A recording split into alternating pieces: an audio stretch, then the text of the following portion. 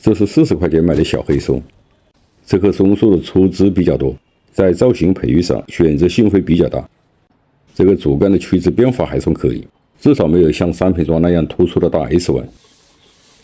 选桩材，尤其是像松树桩材，一要看主干的过渡变化，二要看粗枝，粗枝多，枝节不要过长。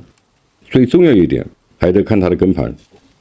买松树桩材，如果说8盘粗根，那是最理想的。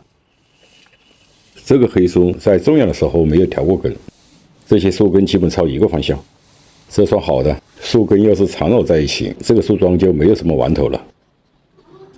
像这种桩材，只能依据树根的分布去造型，对树根做适当的修剪。这个树桩挖出来应该有段时间，树根的结口已经缩水干枯了。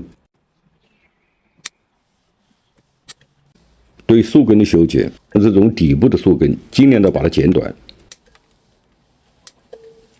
底部的粗根留着占空间，像这条根就要把它彻底剪掉。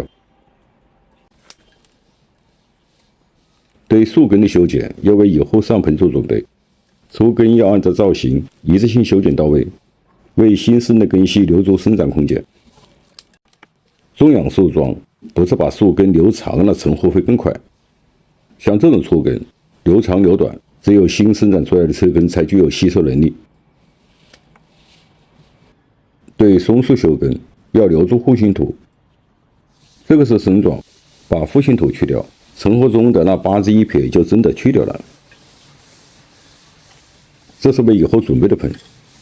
松树适合浅盆种，像这种桩表现力会更强。按这个角度去造型是最理想的，但是要花更多的时间把脱根培育起来。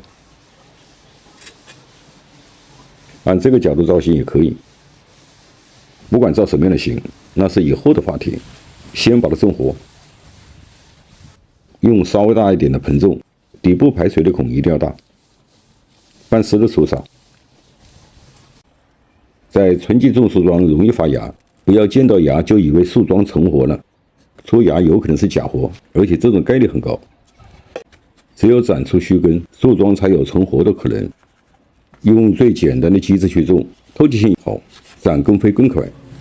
不要把这个过程想得太复杂，在盆土中掺的东西过多，对长根是没有益的。用小树根支撑一下，这边也撑一根，这样就固定好了，风吹不动。把它放在上升阳光下养护，盆土变干再补充滴水，干臭根生这个道理大家都应该明白。对枝条做疏剪，把没有培育前途的枝条剪掉。像这些弱小、很难再逼出不嫩芽的枝条，尽可能把它去掉。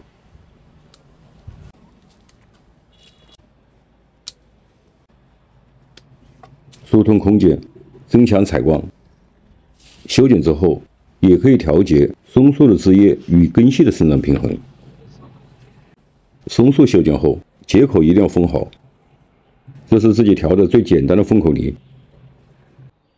松树在冬末初春种养，长针之后的松树，桩体内的养分是很少的。